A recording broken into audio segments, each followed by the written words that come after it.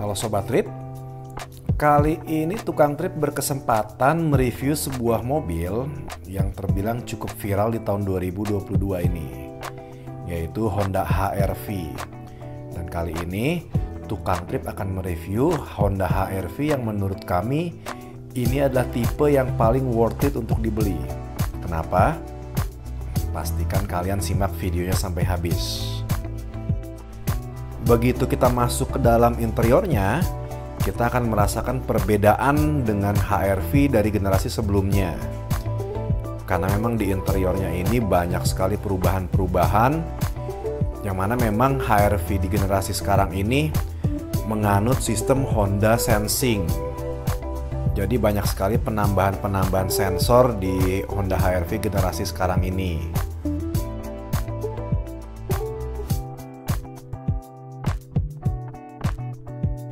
Pada pengaturan AC-nya juga bisa kita setting, mau posisinya menghadap lurus ataupun menyebar, dan juga bisa kita tutup melalui knop di sini. Dan juga kisi-kisi AC-nya juga posisinya lumayan banyak. Lalu untuk layar double din-nya di sini berukuran 7 in, tapi menurut kami kualitas resolusi layarnya kurang tajam. Namun fiturnya cukup lengkap. Di sini ada Android Auto dan juga ada Apple CarPlay. Dan juga dari segi audio menurut kami cukup bagus. Suara bassnya cukup berasa, cukup lengkap.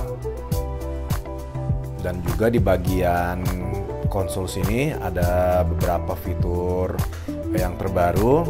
Dan ini juga sudah menganut sistem CVT. Kita bisa lihat di bagian cup holdernya. Dan juga AC-nya digital. Di sini sudah climate control juga. Jadi kita tinggal mengatur suhunya sesuai dengan yang kita inginkan. Dan juga di laci penimpanannya sudah menganut sistem soft opening. Jadi cukup bagus, di sini cukup lega, bisa menampung beberapa barang.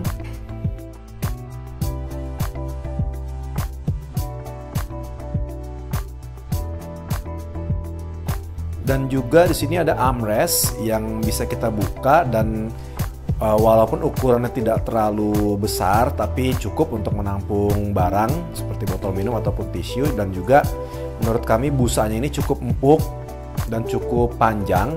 Tapi kita tidak bisa nyetir sambil mengistirahatkan tangan karena memang jaraknya yang cukup jauh dari setir. Jadi memang posisi armrest ini memang pada saat kondisi berhenti enaknya. Dan juga banyak tempat-tempat penyimpanan barang dan juga pengisian daya dengan tambahan adaptor. Dan juga laci-laci kecil untuk kita naruh handphone ataupun barang-barang kecil juga. Dan di bagian bawahnya di pijakan kakinya sudah ada pad plastik lagi, jadi tidak licin untuk kaki kita. Dan juga tuas bensin dan bagasi jadi satu, posisinya di depan sebelah kanan. Lalu di dekat di pintunya itu ada speaker, satu buah speaker.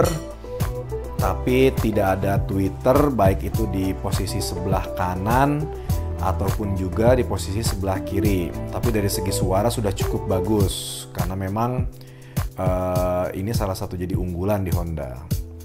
Lalu di pintunya pun di armrestnya sudah cukup ditatakin empuk, tapi bagian lainnya masih plastik keras. Jadi hanya di bagian armrestnya saja yang sudah dilapisi oleh kulit yang lembut ini. Dan juga beberapa pengaturan di bagian pintu sebelah kanan. Lalu lampunya di bagian depan sudah menggunakan LED, baik di sisi penumpang ataupun di sisi pengemudi. Cukup bagus, cukup terang lampu LED-nya. Dan di bagian setir sebelah kanan ini ada pengaturan untuk Honda Sensing-nya. Dan ini adalah sensor untuk fitur dari Honda Sensing-nya. Dan ini pengaturan spion day and night secara manual. Dan juga untuk di bagian pengemudi ada kaca namun tidak ada lampunya. Begitupun juga di bagian penumpang, di sini sudah ada kaca tapi tidak ada lampunya.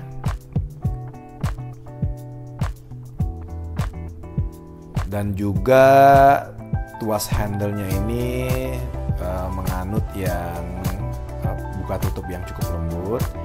Dan juga di sini seat belt-nya bisa diatur naik turunnya. Jadi untuk yang posisi tubuhnya tinggi atau agak pendek bisa disesuaikan di sini. Dan juga untuk di cup holder-nya dia ada pijakan khusus yang akan menyesuaikan dengan bentuk dari botolnya sehingga dia akan pas gitu, tidak terlalu goyang-goyang banget. Dan dari segi kenyamanan joknya, walaupun ini yang menggunakan bahan fabric, tapi fabriknya ini sangat lembut dan juga dari segi busanya itu sangat empuk. Jadi menurut kami ini joknya ini sangat nyaman, baik itu dari segi posisi ataupun kenyamanannya. Dan juga di sini ada tuas untuk mengatur tinggi rendahnya pengemudi dan juga dapat diatur seberapa rebahnya posisi kita ini. Ini tuasnya tinggal kita atur saja sesuai dengan kenyamanan kita. Dan juga tentunya ada tuas untuk maju mundurnya di bagian bawah. Sekarang kita beralih ke bagian belakang. Untuk pembukaan pintunya masih sama dengan yang generasi sebelumnya, dia menyatu di bagian atas. Dan juga untuk di pintunya ini ada satu buah cup holder dan juga speaker. Dan untuk di armrestnya sudah dilapisi dengan kulit. Tapi untuk bagian lainnya ini masih plastik-plastik keras yang tidak dilapisi oleh apapun. Dan juga untuk kantung di joknya menurut kami cukup dalam, walaupun memang tidak banyak kantung-kantung lainnya. Dan juga di sini terdapat penyimpanan, ruang penyimpanan yang lumayan walaupun tidak terlalu luas. Dan juga colokan untuk charger lumayan. Dan menurut kami di bagian penumpang ini sangat lega ya dari segi jarak kakinya tuh, karena memang ini adalah dua baris dan posisinya memang di baris kedua itu sangat lega. Sangat lega. Untuk yang tingginya 170 ke atas itu akan sangat nyaman.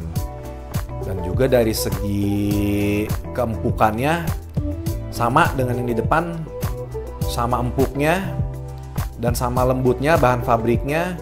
Cuman untuk di posisi tengah memang agak sedikit tinggi, tapi tidak akan terlalu berasa tidak nyaman karena memang joknya itu yang sangat empuk menurut kami. Dan juga dari seat beltnya ini adalah 3 titik dan di ketiga penumpangnya sudah tersedia untuk sabuk pengamanan juga. Dan juga headrestnya ada semua di 3 penumpang ini. Nah ini adalah sabuk pengaman untuk penumpang di bagian tengah. Dan juga lampu di dalam kabin sudah menggunakan LED juga untuk yang di baris kedua.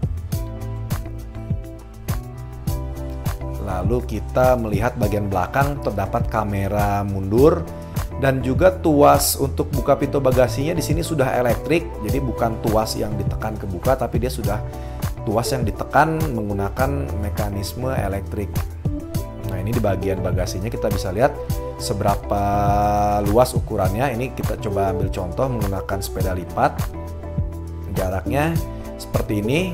Keterisiannya memang tidak terlalu lega, tapi cukup untuk menampung beberapa barang yang memang mungkin bisa kita pergunakan sehari-hari. Nah ini juga terdapat lampu di kanan dan kiri dan juga kotak penyimpanan dan beberapa ruang untuk menaruh barang-barang lainnya. Nah, ini cukup banyak memang ruang penyimpanannya. Dan juga untuk bannya itu berada di bawah sini, ditutupi oleh tatakan yang di bagasi. Ban Goodyear, di bawahnya hanya untuk ban, tidak ada ruangan apa-apa lagi. Dan juga di ujung sini ada untuk mengaitkan suatu nih, Kalian bisa lihat di ujung kanan dan kiri. Dan juga ada tether untuk naruh car seat yang sudah isofix ya. Dan juga ini mekanisme pelipatan jok tengah itu kita hanya cukup menarik tuas yang ada di ujung-ujung sini. Nanti kalau kita sudah lipat itu dia bisa rata lantai. Jadi memang cukup simple mekanisme pelipatannya. Kita hanya cukup menarik tuas yang ada di sini. Nah ini nanti kalau sudah kita tarik, kita tinggal lipat headrestnya supaya dia bisa melipat rata mulai dari bagian tengah sampai belakang. Dan juga di sini benar-benar rata, di ujungnya tidak ada gundukan lagi nih di dekat bagasinya. Jadi kalau ada untuk barang berat tidak terlalu susah untuk mengangkatnya, cukup diseret aja. Dan juga di bagian pintu belakangnya ada ruangan handle untuk kita menutup pintu bagasi. Sekarang kita lihat mesinnya. Jadi perbedaannya untuk tipe S ini dengan yang tipe yang teratas, yaitu tipe RS, adalah di bagian mesin. Karena di mesin yang tipe S ini belum menggunakan turbo. Sedangkan yang HR-V tipe RS itu sudah menggunakan turbo. Karena dari segi harga pun antara yang tipe paling bawah dengan yang tipe paling atas itu selisih kurang lebih sebesar 150 jutaan. Dan di bagian kap mesin juga sudah dilapisi dengan peredam dan juga beberapa lapisan di sela-selanya agar tidak mudah kemasukan debu ataupun air. Nah ini sudah dilapisi karet juga, karet seal nih, sehingga cukup aman kalau kita melintasi area yang cukup berdebu dan juga pada saat kondisi sedang hujan. Lalu di bagian kaca depan sini, ini kita bisa lihat adalah fitur dari Honda Sensing. Ini radarnya berada posisi di kaca. Jadi bagaimana menurut kalian Honda HR-V tipe S yang paling bawah ini? Apakah worth it menurut kalian? Tulis pendapat kalian di kolom komentar. Sampai jumpa di video berikutnya. Dah.